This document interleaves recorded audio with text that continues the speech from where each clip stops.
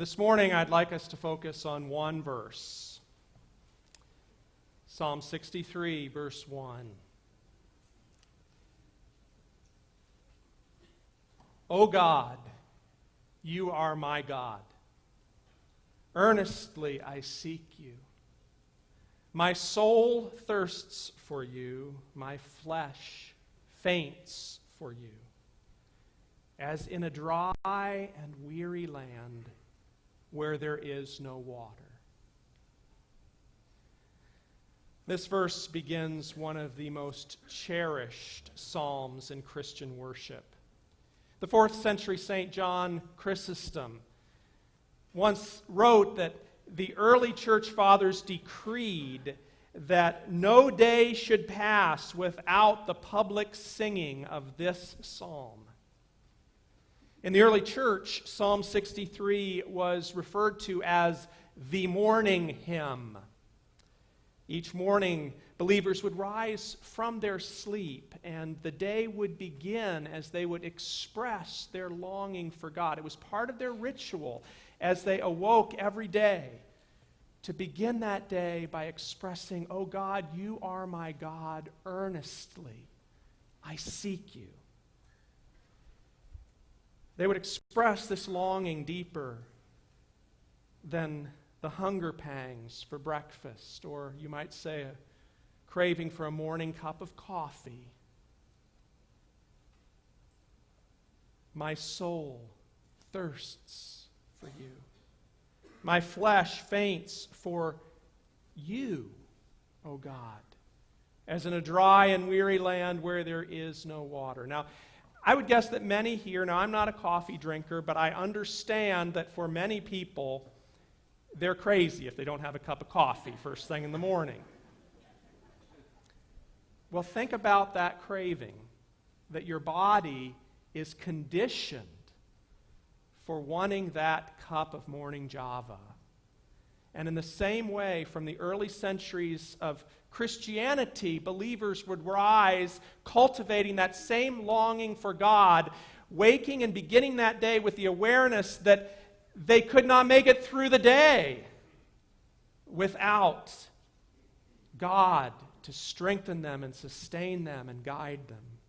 Now, if you look up Psalm 63 in the Bible, you'll notice a heading, a title for this psalm that actually originates in the ancient Hebrew scrolls. It says, "A psalm of David when he was in the wilderness of Judah." There were two notable times in David's life when he was in the wilderness of Judah. First, as a young man, when the king, Saul, was insanely jealous of David and had instructed his men to go and hunt down David and kill him. And so David fled into the wilderness. A second time that David fled into the wilderness of Judah was later in his life, after David had been king, when his son, whom he loved, Absalom, was staging a coup. He wanted to be king, and his very son, was threatening David. And so again, David fled to the wilderness for his very life, this time threatened by his beloved son. Both times David fled to the wilderness. His life was at risk. His world was falling apart. And from what we can tell in Psalm 63, the first thing that David prays about in his hour of fear is simply God. Oh God, you are my God. That's the first thing David says in his moment of absolute despair. A very simple affirmation of who God is in relation to his life. Oh God, you are my God. Now, as I thought about this, it reminded me, those of you who have been part of Sacred Rhythms here at VPC, we talk about breath prayer. A breath prayer is an ancient practice in the church. A very simple way of praying as easily and as normally as we breathe. With the rhythm of our breath, we offer a very simple but profound prayer. Usually, as we breathe in, we acknowledge who it is we're praying to. And as we breathe out, we're offering the deepest prayer of our soul. Whether it's praying, "O Lord Jesus Christ, have mercy." That's one of the oldest breath prayers in the Christian tradition. Or, "Abba, Father, abide with me." Or, "Spirit of the living God, fall afresh on me." Whatever this breath prayer might be for each of us, it's a way of very simply centering ourselves in those moments, in those experiences of life where we've lost our bearing, just to settle down into our own breathing and to offer what is the deepest cry of our hearts. And I believe, looking at this, that this is essentially what David's doing in the wilderness. "Oh God, you are my God." A very simple way of centering himself when everything else seems to be going haywire. In the wilderness, David gets in touch with the fundamental longing of his soul. And he says, "Earnestly I seek you."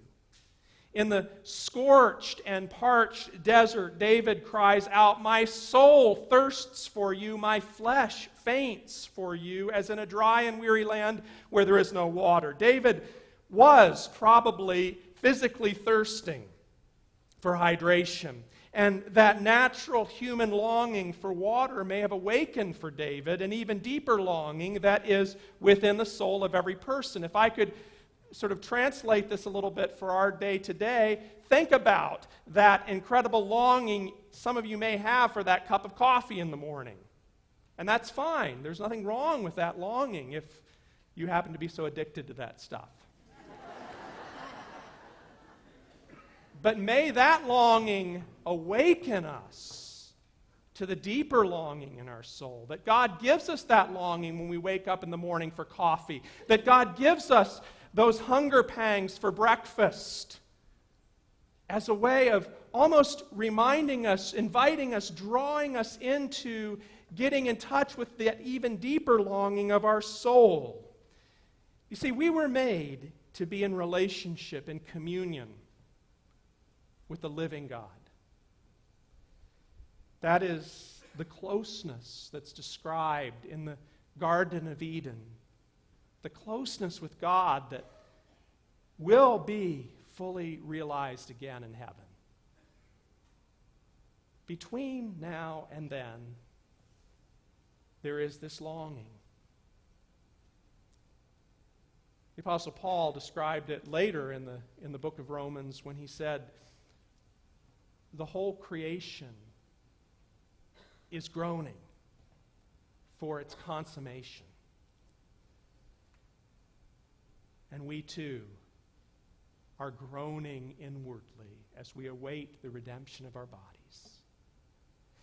In her book, Sacred Rhythms, Ruth Haley Barton asks, "When was the last time you felt it?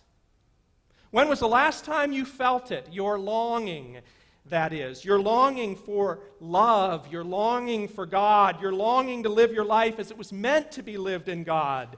When was the last time you felt a longing for healing and fundamental change groaning within you?" She says, don't rush past this question because it might be the most important question you ever ask. It's one of those phrases when you're reading the book and you've got a pencil or a highlighter, it jumps off the page. This may be the most important question you ever ask. When was the last time you felt that longing? As we look at our life now, the reality we have, are we stuck there? do we see a preferred reality? And if we see that preferred reality, does it stir a longing in us? And then we follow that longing to see, okay, how can we get from here to there? When was the last time we felt that longing? Sometimes that awareness of longing comes like David when we are in the wilderness of our life. And if you are going through a particularly difficult time in your life right now, a time of confusion, a time of everything seeming to fall apart, where life doesn't even make sense, get in touch. Be aware. Because that stirring is bound to be there. For what is our true way where there seems to be no way, which is God? As the old hymn expresses this longing, when other friends and comforts flee, help of the helpless, oh, abide with me. Sometimes when life's really good, when, as Browning penned, God's in heaven and all's right with the world, our heart might well up with a deeper longing for more of life like this.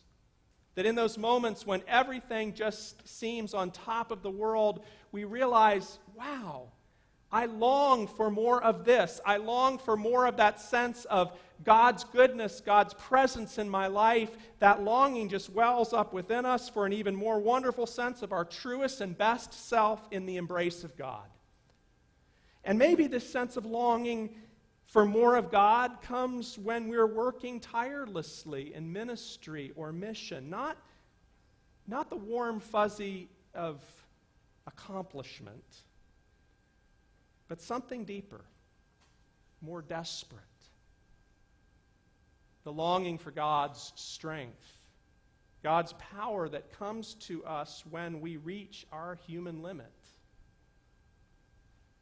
When we've given all we can and we become painfully aware of what Jesus meant when he said, apart from me, you can do nothing. And even though our truest longings for God often get suppressed and squeezed out during the busiest, most stressful seasons of life,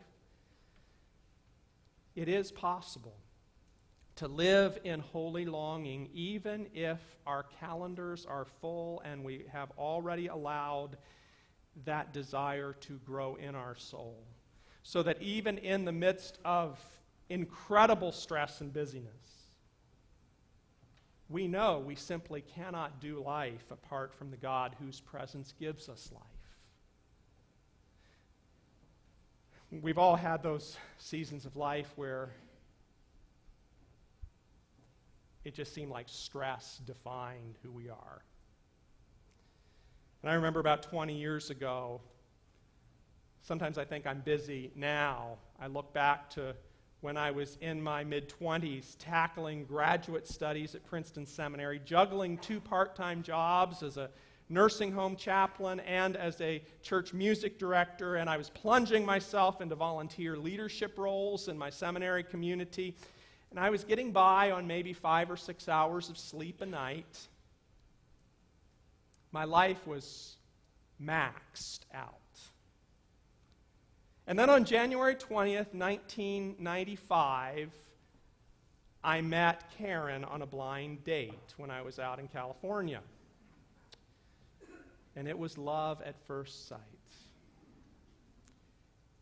Now, how could I possibly fit into my already crowded life times to make phone calls across the country and to compose handwritten letters? Yes, this was before email. Well, as you can guess, and maybe you've been there too, my long-distance phone bill went through the roof. And I wrote some of the longest, most flowery letters you can ever imagine and spent way too much time in stores shopping for just the right cards. And with some adjustment, I was still able to balance my 2 jobs, crank out term papers, learn Hebrew and Greek and everything else in my life, and give that unrushed attention to a relationship that made me feel alive. And actually, that relationship and the investment I made in that relationship made all of that other stuff just kind of fall into place. We make time and space for the things we most long for. Isn't that true? We make time and space for the things we most long for in life. We will do almost anything to realize our deepest longings. And we all have different levels of longings, and these are wonderful longings that, again, I think invite us to consider that even deeper longing for God. Grandparents long to hold their grandchildren. We've already talked about thirsting for that morning cup of coffee. Just the other day, Nicholas and his friend were eating Reese's Klondike bars. And let me tell you, I had a longing for a Reese's Klondike bar, of which we had no more in our freezer.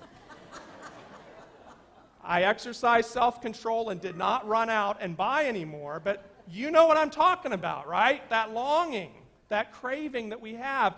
And even deeper than this is within our souls, each of our souls, our most fervent longing, a longing to be with God, to know His presence, to hear His voice of grace and acceptance, to be filled with His love. And the question for us today is, how in touch are we with this longing?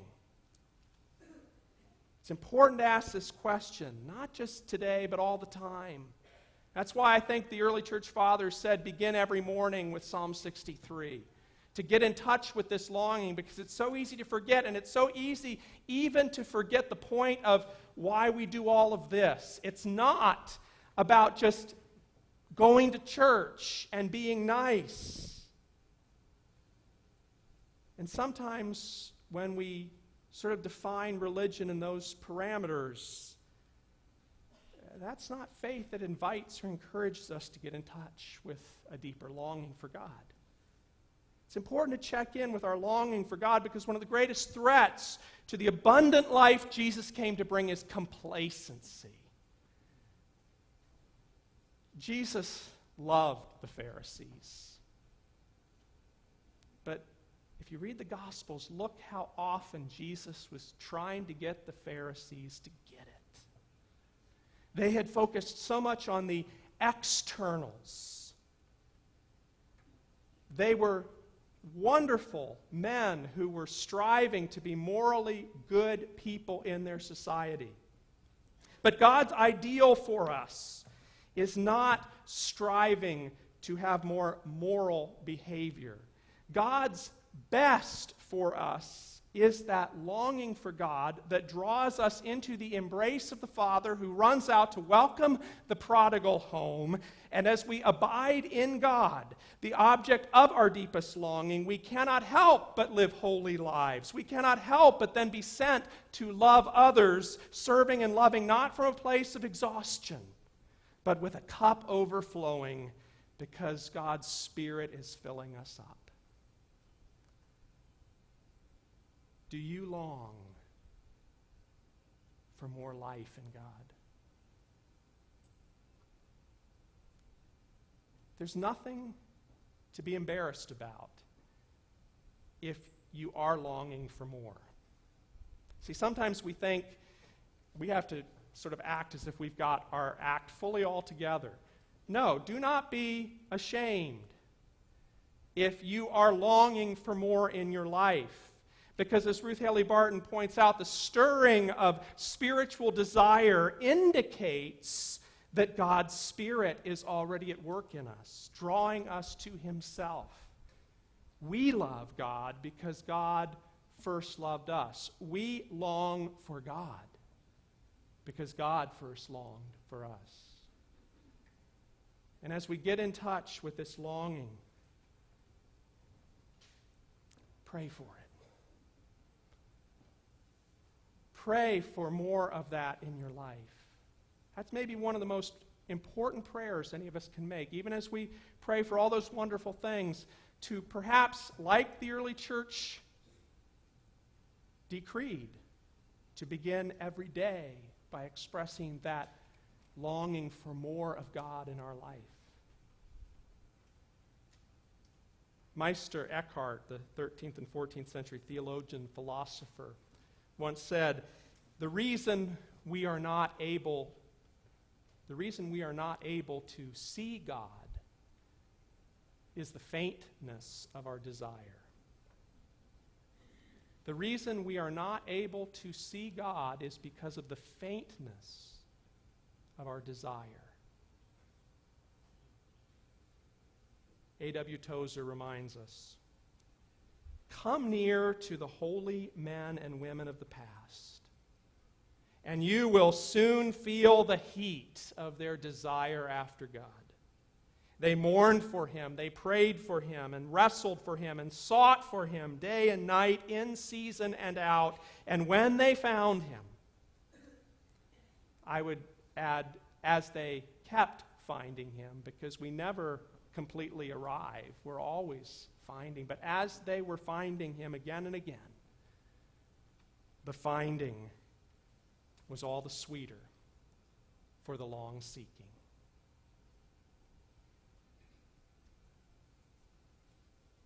O God, you are my God. Earnestly I seek you. My soul thirsts for you. My flesh faints for you, as in a dry and weary land where there is no water.